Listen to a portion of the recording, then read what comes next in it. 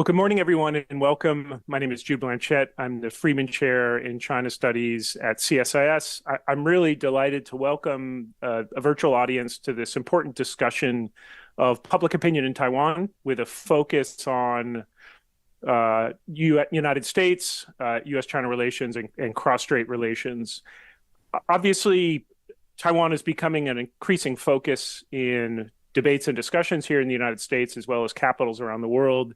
There's a growing recognition of Taiwan's importance, both for global supply chains, but also for the defense picture in the Indo-Pacific, especially for the United States.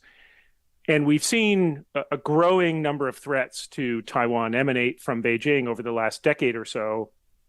Just this year, we saw the military exercises by the People's Liberation Army in the wake of President William Lai's inauguration on May 20th.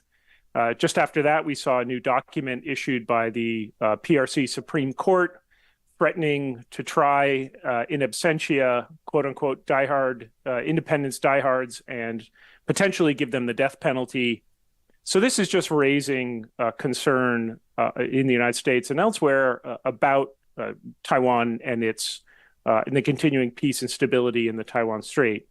Unfortunately, missing from a lot of these discussions on Taiwan are what the people on Taiwan actually think. And so to help rectify that, I'm really delighted to welcome for this important discussion four great guests who can give us a unique vantage point and set of insights based on recent survey data on important questions about how people in Taiwan are looking at China, are looking at the United States, are processing comments made here as we're in an election year in the United States by candidates for president. And this is a really critical missing piece, I think, of the discussion. So in no particular order, but all wonderful guests, I'm delighted to welcome James Lee, who's an assistant research fellow in the Institute of European and American Studies at Academia Sinica, Xinxin Pan, who's an associate professor of sociology at Soochow University in Taiwan, Wenqin Wu, a research fellow in the Institute of Political Science at Academia Sinica, and finally, Jianhui Wu, who's a research fellow at the Institute of European and American Studies at Academia Sinica. I'm not going to give much by way of context of the survey data because I'm going to allow our guests to run through that. But just in terms of format for today, we only now have about 55 minutes left. I'm going to turn the virtual podium over to our guests as they are going to share their screen and walk through some really fascinating new survey results that cover some of these critically important questions of how does the Taiwan public view the United States and China. We're then going to try to save 15 or 20 minutes, hopefully, for Q&A. And I will say, if you go to the CSIS website, click on the event page for this event, you will see a button where you can submit a question. Those will be fed to me, and I will work those into the discussion. We've already gotten questions come in, which is great. We believe in mass democracy here at CSIS, so welcome the active participation of viewers. So with that, I'm going to turn this over to James, who's going to help kick us off. James, over to you. Great. Thank you all so much for coming, and thank you to Jude and the rest of the team at CSIS for their support in hosting this event. So as Jude mentioned, our research is focusing on how the Taiwanese public views the United States and China. And this survey is called the American Portrait Survey, and it's a survey that we fielded annually since 2021 on the state of U.S.-Taiwan-China relations. It's sponsored by the Institute of European and American Studies at Academia Sinica and administered by the Election Studies Center at National Chengchi University in Taiwan. So it's designed and implemented by two leading Taiwanese academic institutions which have years and even decades of experience carrying out public opinion research in Taiwan. And the broad themes that the survey addresses are the credibility of the United States and how that's changed over time, the threat from China, and how respondents in Taiwan interpret U.S. and Chinese signals, the U.S. commitment and the Chinese threat to Taiwan. So to provide a little more information about our sample, it was administered in the first 2 weeks after Li's inauguration, the 23rd of May to the 28th of May. And it partly coincides with the period of the PRC military exercises because Beijing held exercises near Taiwan from the 23rd to the 24th of May. And our sample size is 1,236. And our survey method was a phone interview, a computer-assisted phone interview with roughly even distribution of landline and mobile telephones, 58% for landline and 42% for mobile interviews. And the respondents in our survey are adults of voting age at 20 and above because the voting age in Taiwan is 20. So it's a broadly representative survey of the Taiwanese electorate. And so that's an overview of our sample. And now I'll turn it over to my colleague, Xin Pan, to discuss the U.S. skepticism narrative. Please turn the slide to the U.S. skepticism narrative. As this U.S. skepticism narrative is the signature question in our American Portrait Survey. As of June 2024, President Biden has made arms sales to Taiwan for 15 times and publicly reiterated U.S. security commitment to Taiwan for 5 times. Given all the strong signals that unprecedented signals, a substantial portion of people in Taiwan still twists and turns over flying color U.S. skepticism. Here, credibility means living up to one's words in the original language. In other words, the consistency between words and deeds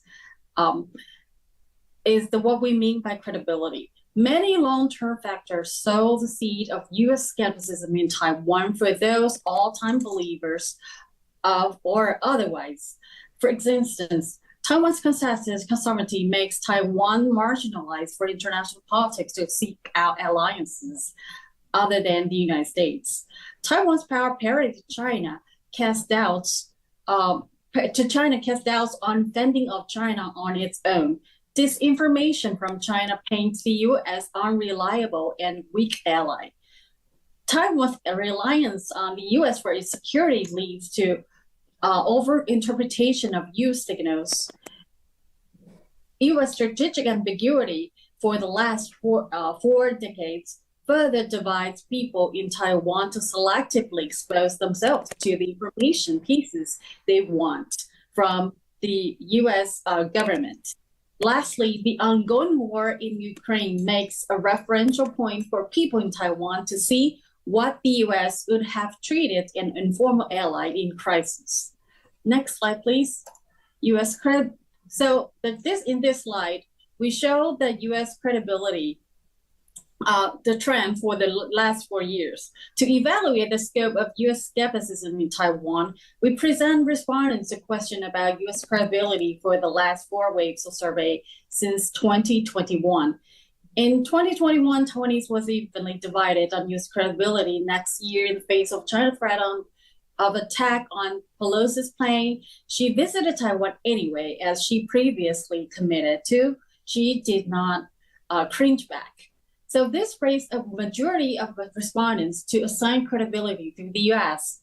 Then the trend persisted until 2023, when President Biden repeatedly talked about the U.S. U.S. security commitment to Taiwan during the presidential election. This year, Taiwanese have some concerns for the turbulent U.S. presidential election. The trend is generally stable over time, with some ups and downs, showing sensitivity to short-term events. Next slide. We also present a question about Chinese credibility to compare with that of U.S. credibility. We can see from this chart, an overwhelming percentage of people in Taiwan do not believe that China is credible. Such trend is very consistent and stable for the last 4 years. Only about 10% of Taiwanese believe that China is credible. This will cast a huge shadow for any Taiwanese government to work with the Chinese government. And this has largely owing to what Chinese government's brutal suppression on Hong Kong. Next slide, please. So if we should break down the U.S. credibility by partisanship, we see that the Pan Blue camp, including KMT and TPP, are the base for U.S. skepticism. They are the Pan Blue supporters, mostly the recipient of information from China, whereas the supporters of TPP, the ruling party, is all for the U.S. credibility. So U.S. credibility is essentially politically charged by the DPP supporters. Next slide, please. So if we should further break down the Chinese credibility by partisanship as well, we see KMT supporters show strong ups and downs on the Chinese credibility. Having said that, it remains a major base for the Chinese credibility. DPP supporters embrace strong doubts toward China, and that the trend is very consistent for DPP supporters. So we can see that KMT supporters still not all for the Chinese credibility, despite that it is the major source of Chinese credibility in Taiwan. Then we switch forward to James Lee.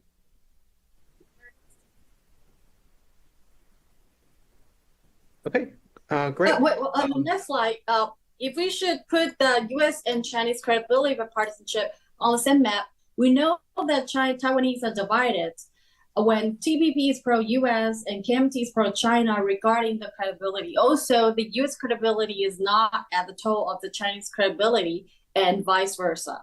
So the credibility assigned to the two countries are independently evaluated. And then next, James Lee will introduce the likelihood of U.S. defending Taiwan. So in our survey, we also asked respondents what they think about the potential impact of a Trump presidency, a second Trump administration, and it's a topic that is very much on people's minds these days, both in the US and in Taiwan. And so the top line here in this chart is for the total pool of respondents. And so what we see is like the dark orange refers to respondents who think that Trump winning a second term would definitely decrease the U.S. willingness to defend Taiwan. And then the lighter shade of orange is for respondents who think that Trump having a second term would somewhat decrease the U.S. willingness to defend Taiwan. And then the blue figures are for respondents who think that a Trump second term would somewhat increase, or for dark blue, definitely increase the U.S. willingness to defend Taiwan. And so what we see is that there's a roughly even distribution, somewhat more in the direction of respondents thinking that a second Trump administration would have a decrease on the U.S. willingness to defend Taiwan, but it's not a very strong trend. So there are a lot of mixed views in Taiwan. But I think what this shows, if you look at the brown part of the chart that refers to respondents who said that it would stay about the same, is that that's actually a very low proportion of the total sample. So what we find is that people think that Trump having a second term would have an impact on the U.S. willingness to defend Taiwan, but they don't have a consensus on whether it would decrease or increase the U.S. commitment to Taiwan. And in the other parts of this chart, we break it down by partisanship, and we ask what do DPP supporters think, what do KMT supporters think, and what do TPP, which is a smaller opposition party, what do their supporters think. And so what we find is that KMT and TPP supporters, the opposition parties, they're more likely than supporters of the ruling party, the DPP, to think that Trump would have a negative impact on the U.S. willingness to defend Taiwan. There's a very conspicuous difference in terms of KMT and TPP supporters, the opposition, and the current ruling party. Next slide, please. And we also break down this data based on national identity. And what we find is that respondents who hold Chinese identity, either exclusively or both Chinese and Taiwanese identity, are much more likely to have a negative assessment of the impact of a Trump presidency on the U.S. willingness to defend Taiwan. And on the other hand, respondents who identify as purely Taiwanese are less likely to think that a Trump presidency would have a negative impact on the U.S. willingness to defend Taiwan. So overall, what we find is that perceptions of Trump's impact on U.S. foreign policy are influenced pretty strongly by partisanship and national identity. Next slide, please.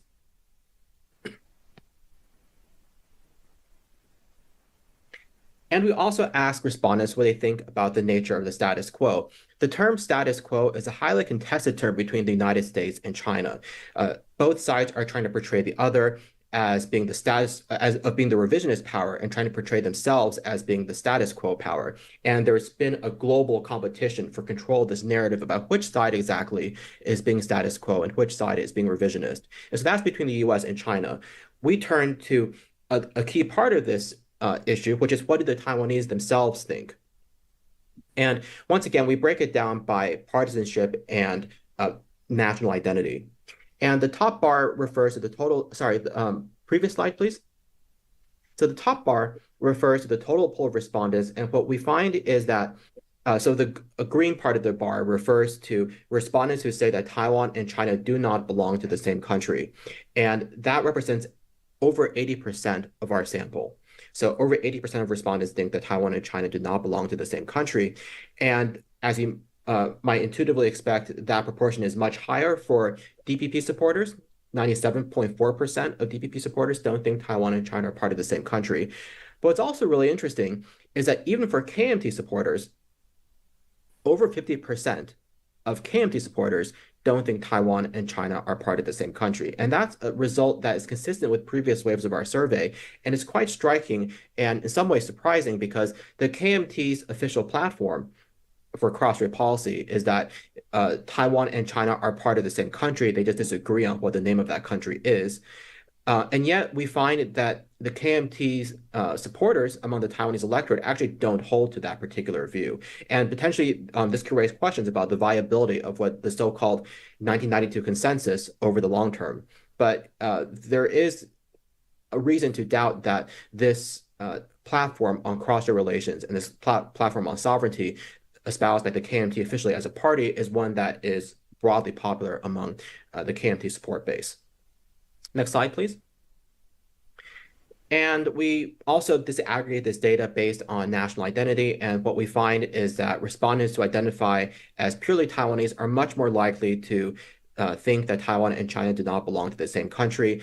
And respondents who identify as both Chinese and Taiwanese also have this kind of interesting finding that over 50% don't think Taiwan and China are part of the same country.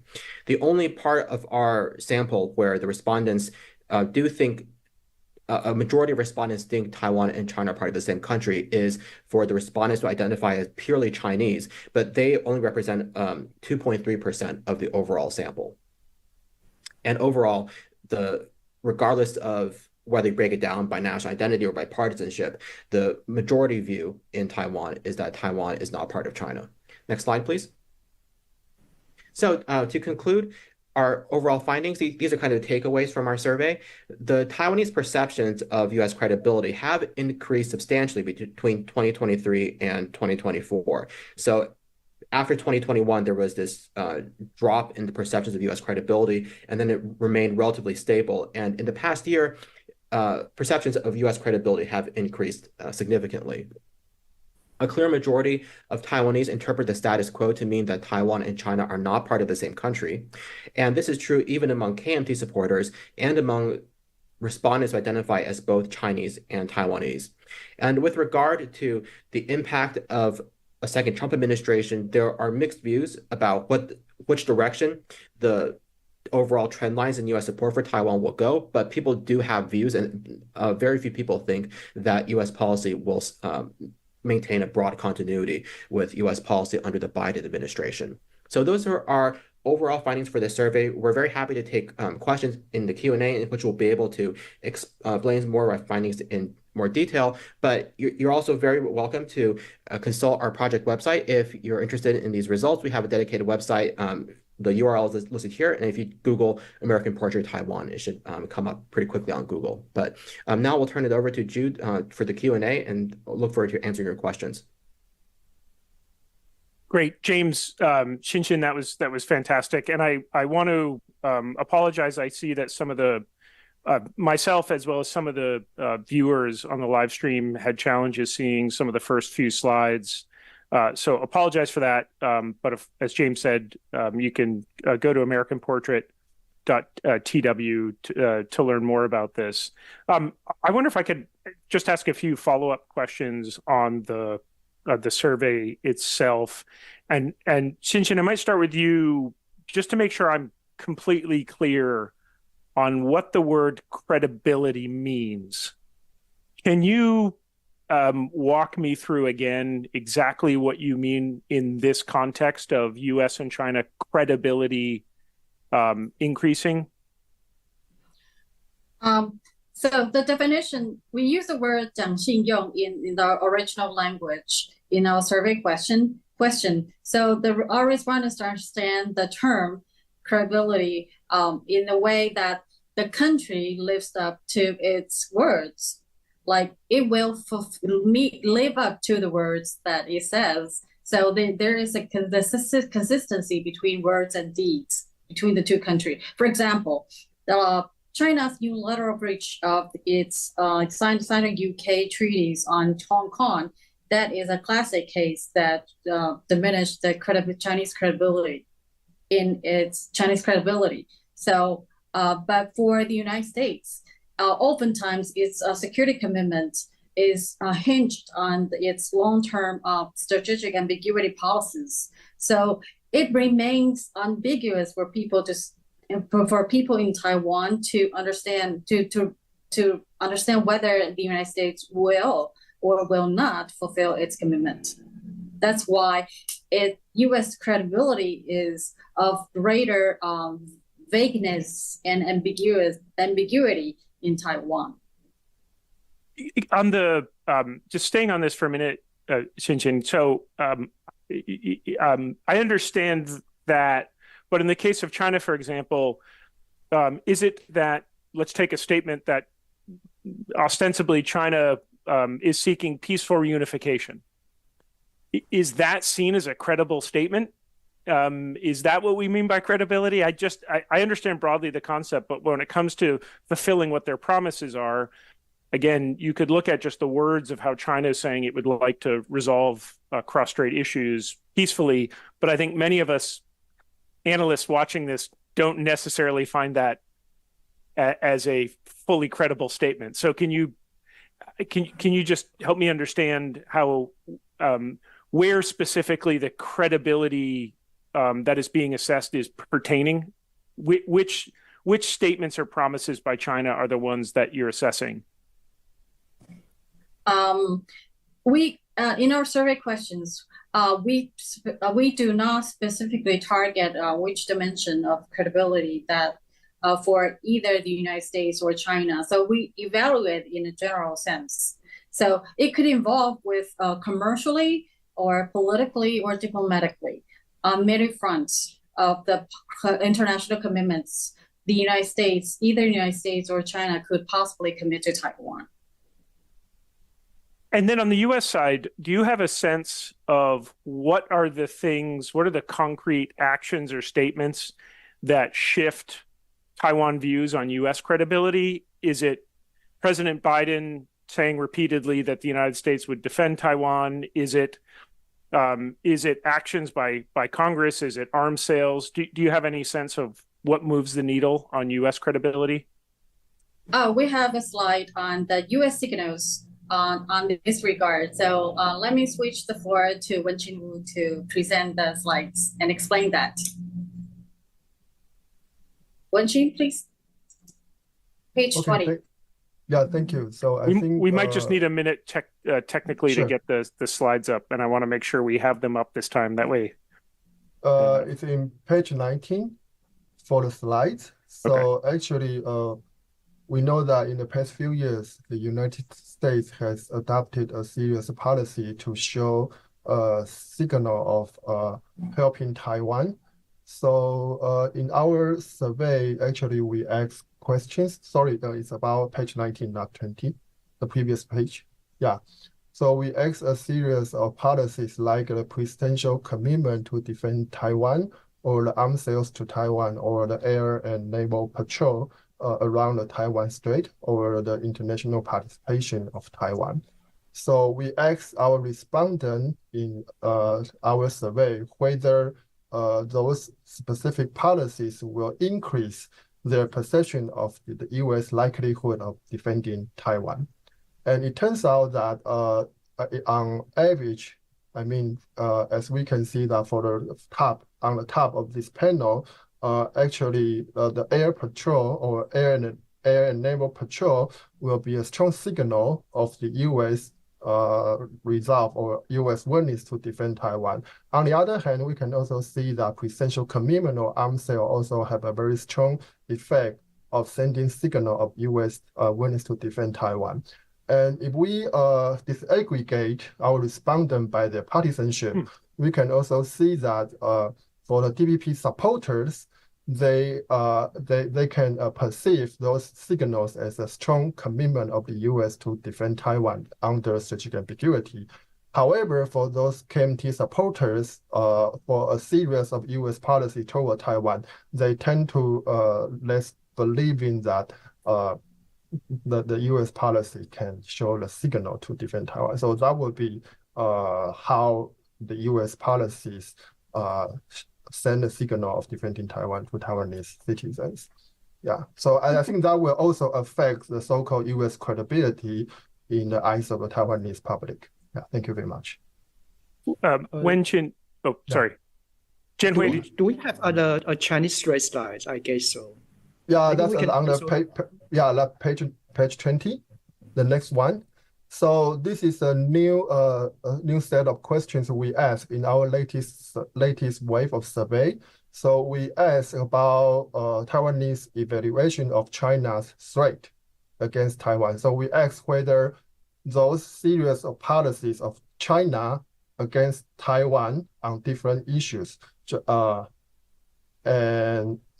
no, I mean, this is an overall statement. So for this slide is the overall evaluation of China's threat on Taiwan. So again, we can see that almost 60% of respondents think that China's threat against Taiwan increased in the past few years.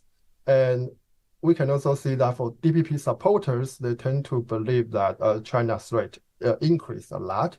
However, we can see that for the KMT or for those non-partisans, they have fewer proportion of members to believe that China's threat against Taiwan increased in the past few years. So that's the overall assessment of China's threat.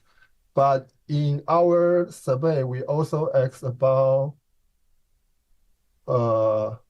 China's different policies, but it's on our technical report, so you are welcome to refer to our technical report. So we also evaluate how China's policy, just like the Xi Jinping statement regarding unifying Taiwan, or whether China's military exercise has posed some threat against Taiwan. So again, there are some partisan differences, but yeah, you're welcome to refer to our report on our website. Thank you very much.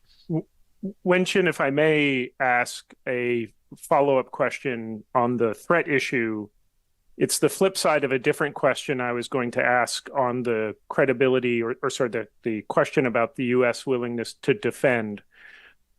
Have you specified the Chinese threat of what? And the flip side is the U.S. defense of Taiwan in what scenario?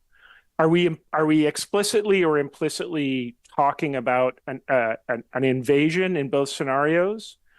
Or is the definition of the China threat, as respondents are answering it, more comprehensive, right? It could be about the threat of economic coercion, political infiltration, and conversely, is this about the U.S. defending Taiwan in scenarios short of military attack? Do you have any sense of that? Yeah, of course, we have different scenarios for possible China attack on Taiwan or China's threat against Taiwan, and also possible scenarios for U.S. defense for Taiwan. In our survey, actually, we focus on two parts.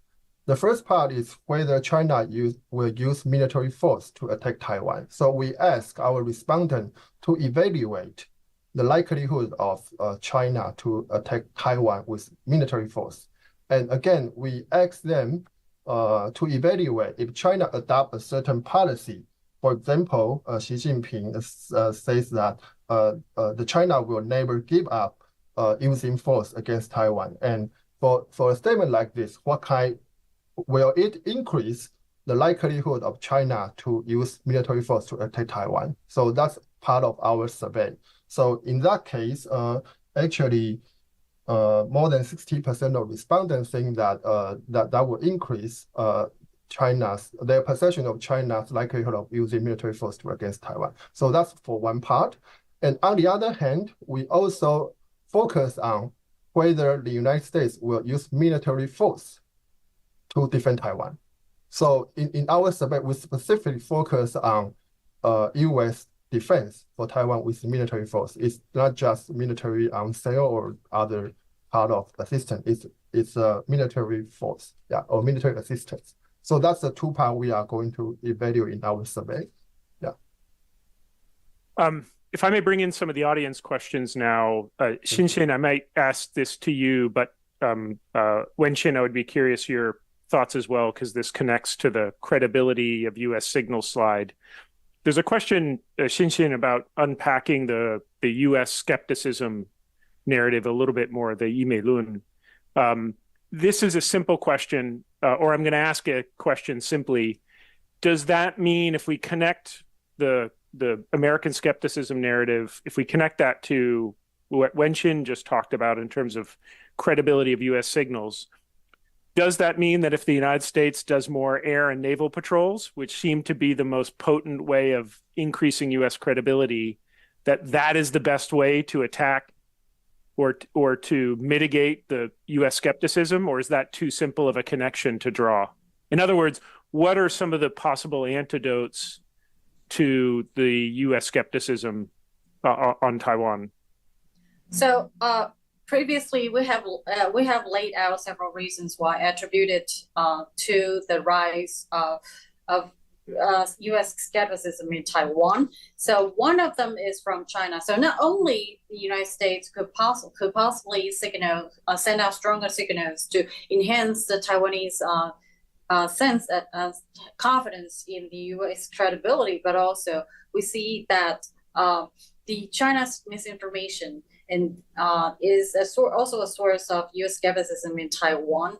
So combating the misinformation, disinformation from China will be a major task in Taiwan to present the truth to our own people and to direct them into a better understanding of the U.S. signals. Wenqin, would you like to talk about the credibility of U.S. signals? Yes, I think I already mentioned this slide before, so you can see that for air and naval patrol, we asked about the effectiveness of sending the credible signal of the United States to defend Taiwan, and we can see that in the eyes of Taiwanese public, they think air and naval patrol is the most effective way. At least more than 60% of respondents think that this kind of U.S. policy will increase their perception of the likelihood of the United States to defend Taiwan. So that's one. And the second effective policy tool is a presidential commitment. So whether the United States president will commit to defend Taiwan. And we can also see that for arms sale or arms giving, although they are effective, but fewer people believe that it's an effective tool to signal U.S. willingness to defend Taiwan. It's interesting how I think many of us in the United States and people in Taiwan are assessing what is credible and not. I wouldn't have thought that air and naval patrols would be the most effective credibility signal. Go, Jianhui, you want to add something? Sorry, if I may. I think, Jude, you just mentioned, I think we try to tackle in our questionnaire is the U.S. security commitment when we talk about air and Navy patrol.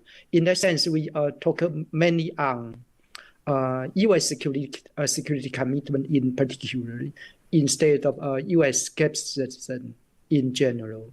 So I see your question. There's a link, but I don't see. I guess the link between U.S. Air and Navy patrol, it enhances our belief or our credibility of Taiwan, whether U.S. would come in case of Taiwan contingency, but it may not lead to the conclusion U.S. skepticism or U.S. credibility in general.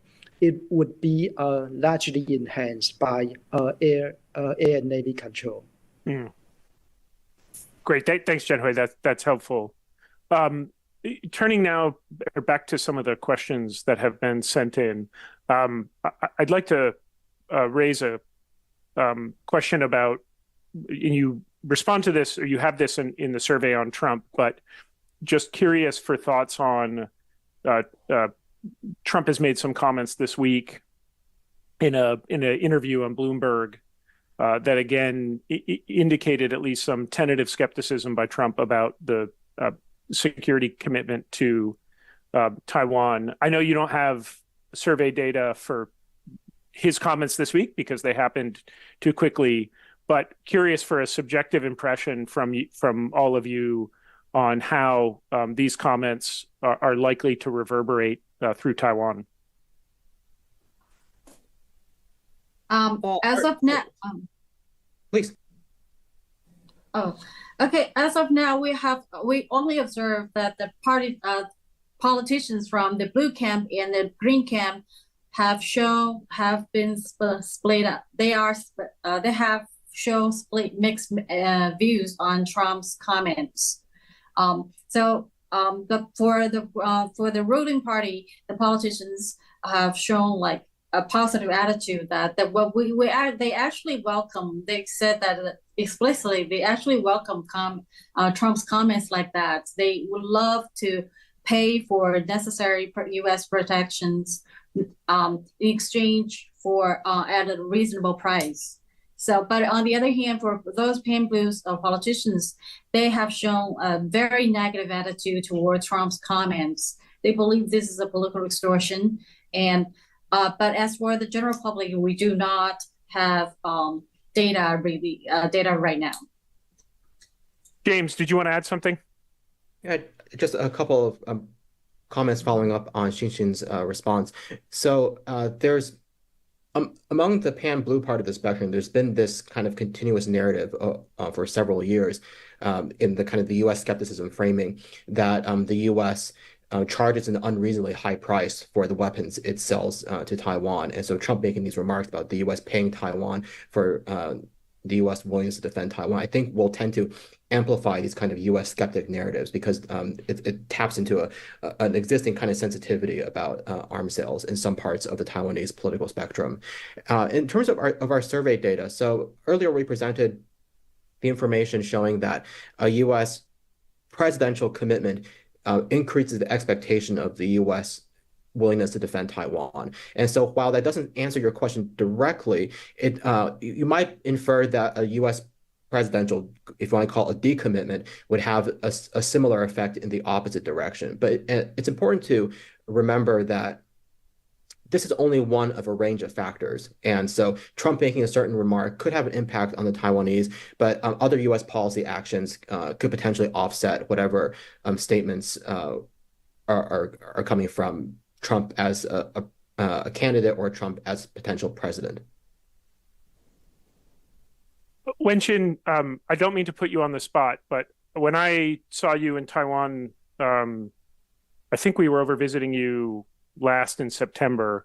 I remember that you had some polling data that, and correct me if I'm misremembering here, which is completely possible now that I'm in middle age, but I seem to remember you had some previous data that was looking at attitudes about under Taiwan willingness to have a more accommodative policy versus the mainland, versus China or not, in terms of attitudes of the Taiwan public about the sorts of policies they wanted to adopt.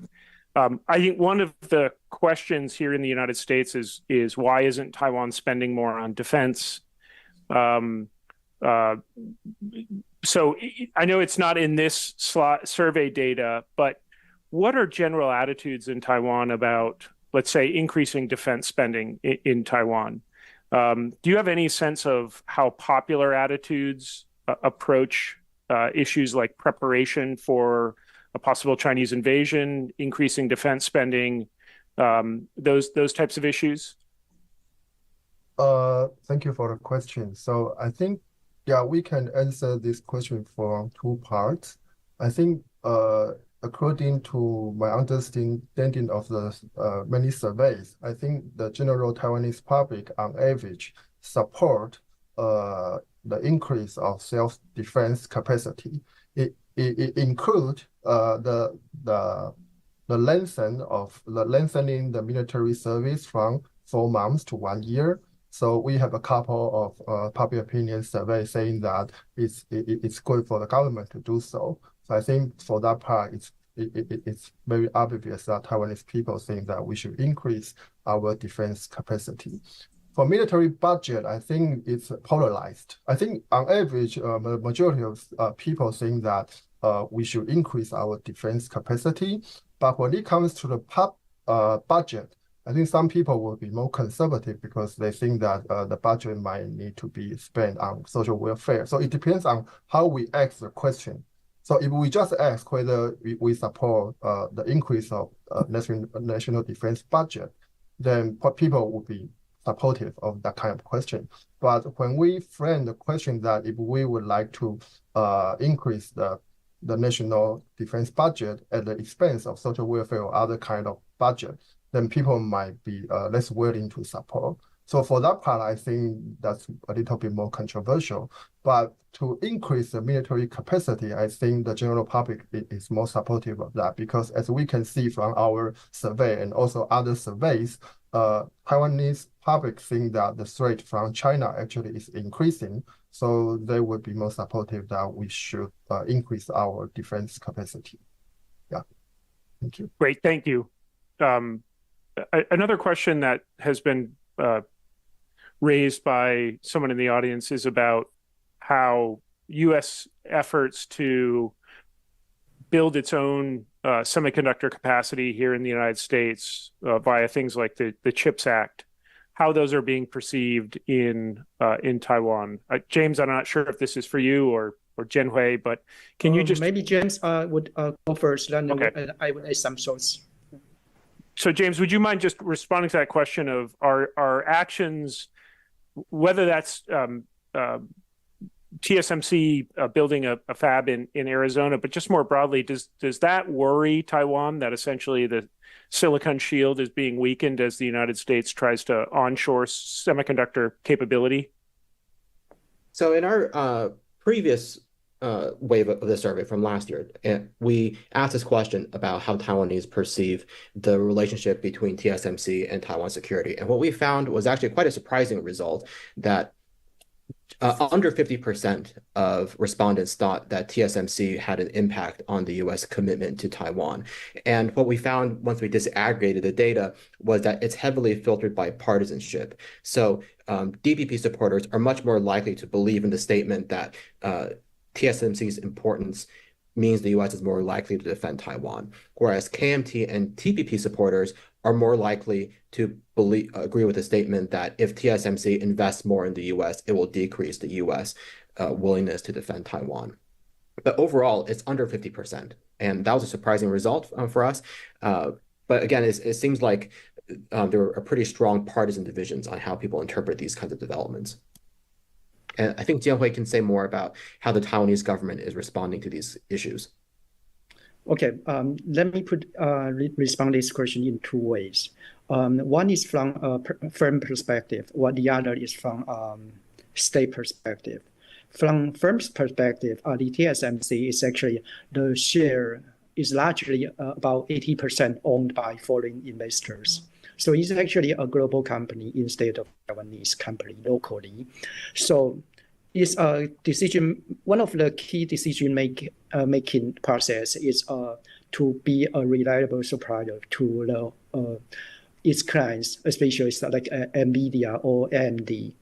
So to diversify its supply chain due to geopolitical reasons or geopolitical tensions, it is beneficial for TSMC to diversify its production bases, especially in Kumamoto. And the reason for this is quite simple, because the working culture in Japan and in Taiwan are quite similar. And this is a firm perspective, and which is a good and conducive for TSMC as a reliable supplier. And from a state perspective, we have to understand, if we go back to 90s and 80s, actually what Trump is doing now is reproducing what Donald Reagan is doing at that time. And that's when the first US-Japan chip war took place in 80s and 90s. But in the end, the US did not succeed in building its semiconductor industry. There are some reasons for this, especially for labor costs and other supporting measures or electricities. This is why the semiconductor industry is largely based in Taiwan. And for security reasons or for state perspective, it would ease the anxiety of its partners, its alliance, if Taiwan would diversify a bit its semiconductor to other sources. And in fact, this also contributes to the national security of Taiwan, because the supply chain would get even integrated if their ecosystem can get more integrated. And finally, the third point I want to make is what the chairman of the TSMC just mentioned.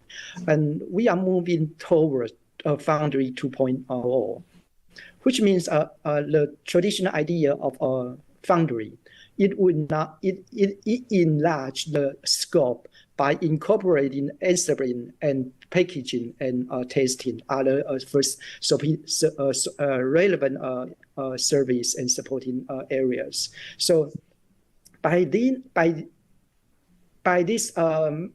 this sense, or in these terms, the Taiwanese semiconductor industries, or TSMC, is not that dominant in a sense of Foundry 2.0. This is basically my idea on this. Great, thank you. Another question that came in is on how what work has been done to measure the quote will to fight in the case of if there was a direct Chinese attack on Taiwan. And again, Wenqin, I know you've done some previous work on that, but the entire group, any sense of how you have measured this question of the number of people on the island who would be willing to take up arms if China were to launch a direct attack? Thank you, Jude. So actually, in our survey this year, we investigate this question in a great detail. So we try to use different kind of statement asking Taiwanese people's willingness to fight. So actually, there can be a couple of ways of measuring your willingness to fight, whether you are willing to fight on the battlefield, whether you are going to fight for the country, or whether you are going to fight. So as we can see, actually, according to our survey result, no matter what we ask, whether it's about fight on the battlefield, fight for your country, or just fight or defend your country. So we have 4 kinds of statements. And no matter which statement we are asking, we get more than 50% of the respondents in each group saying that they are willing to support the statement. They are willing to fight. They are willing to defend the country. So I think in general, the Taiwanese public's willingness to fight in different forms are very high. So this is not just for our survey, because according to PACE surveys conducted by other teams, they even sometimes get about 70% of the willingness to fight. So I think in general, Taiwanese people's willingness to fight is high. Of course, we can say that there might be some social desirability issue on this matter. However, some of my colleagues in Taiwan conduct some sophisticated survey design to detect the magnitude of social desirability. And according to their result, it's about 7% of respondents who will over-report their willingness to fight. But even if that's true, then there will be more than 50 or even 60% of people in Taiwan saying that they are going to fight for the country. Yeah. So, Xin, please. Yeah, I would like to add one point. There are limits to survey method in evaluating people's willingness to fight in Taiwan in a way that underage people are almost always ruled out in all surveys. But when we judge the case in Hong Kong, most of the protesters and on the street are underage people. So if we're talking about the social society overall, so the participation of the overall society, then these people will be naturally like ruled out by a survey. So we cannot really get an exact. There are limits to our evaluation by survey. Thank you. That's an important point.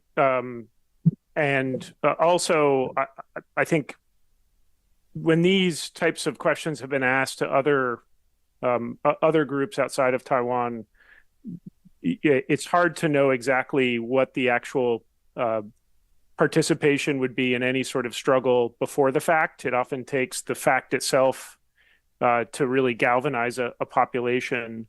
But I take your point, and that's an important one, Xin, about some of the limitations here.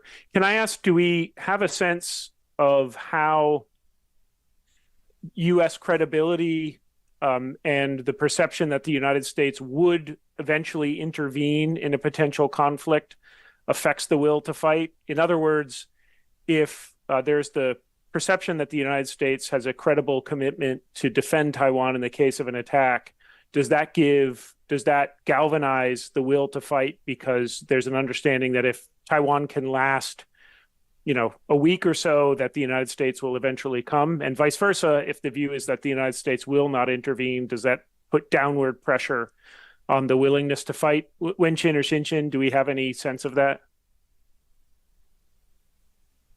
We would expect that if U.S. skepticism should take an upper hand in time of crisis, that meaning China's attack on Taiwan, then that would arouse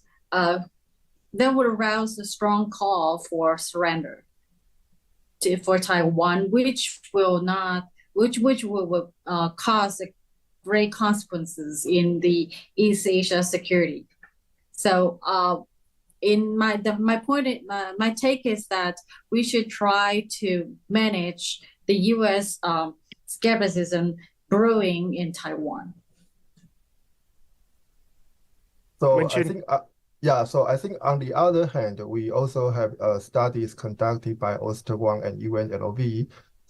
He has a paper showing that for Taiwanese people, if they know that the United States will help to defend Taiwan, then they will be more willing to defend Taiwan. So it's a collective action problem. So when Taiwanese people know that there are some people or some countries going to help us, then the willingness to self-defense will also increase. So that's a collective action issue. So it's not only for U.S. defense, but also other fellow citizens. So if Taiwanese citizens perceive that there are more fellow citizens going to fight collectively, they will be more willing to fight. So that's also supported by other study by political scientists. Yeah. I will say, just this strikes me as a problematic dynamic where I think in the United States, the greater the overt demonstrations of the willingness to fight, the stronger the urge would be here in the United States to do more directly to increase our credibility. But vice versa, the willingness to fight would improve, and the desire for overt demonstrations of that would improve if the United States credibility in intervening in a potential conflict strengthened. So there's an unfortunate dynamic at work of we sort of need the other party needs to take the first step. And so this just seems to me a problem that has to be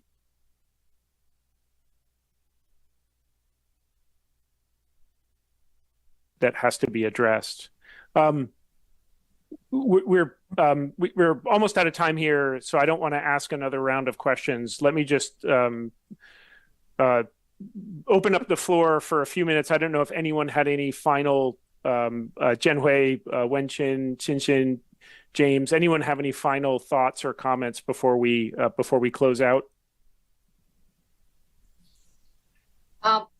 I'm afraid that if Trump should get elected and he continues his somewhat untraditional diplomatic rhetorics to or like commercial logic to political situation contingency in East Asia, then I'm afraid this might fuel U.S. skepticism in Taiwan, and that will further that would export polarization in the U.S. politics to Taiwanese politics.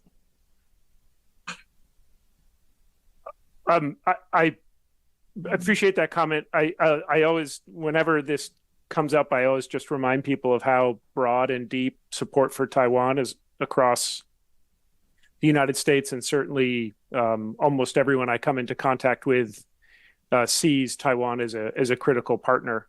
So of course, what a president thinks or a potential president thinks about an issue absolutely matters.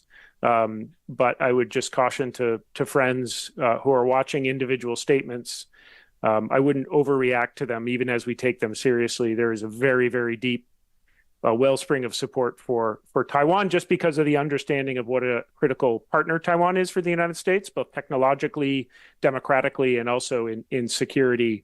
For 75 years, the United States has been an imperfect, but nonetheless a partner of Taiwan's, and I don't think that's just going to go away because of an election. But that's just my own personal comment, and realize it's easier for me to say that than it is for you to believe it.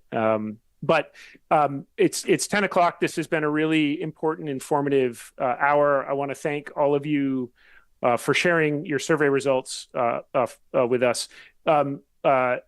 James, can you remind me again the URL that we took down the slide deck, or Wenqin, I forget the URL they should go to learn more about this?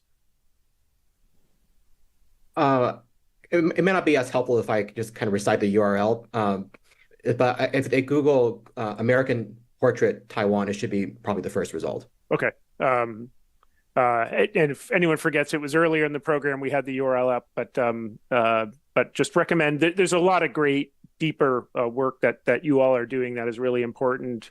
And again, this is an underappreciated but really vital element, which is public opinion on Taiwan. And you've done a lot to really help shade in and give clarity on what are actions or statements that are helpful, unhelpful, how the United States can bolster its credibility. And ultimately, this is about making sure that we keep the Taiwan Strait prosperous and peaceful, and credible statements from the United States are not destabilizing. I think it's quite the opposite. This can fundamentally help clarify where the United States stands on this, and that will help, I think, in the long term bolster peace and stability. So this is a really important body of work that you are all doing, and want to thank you, and also want to thank everyone for tuning in.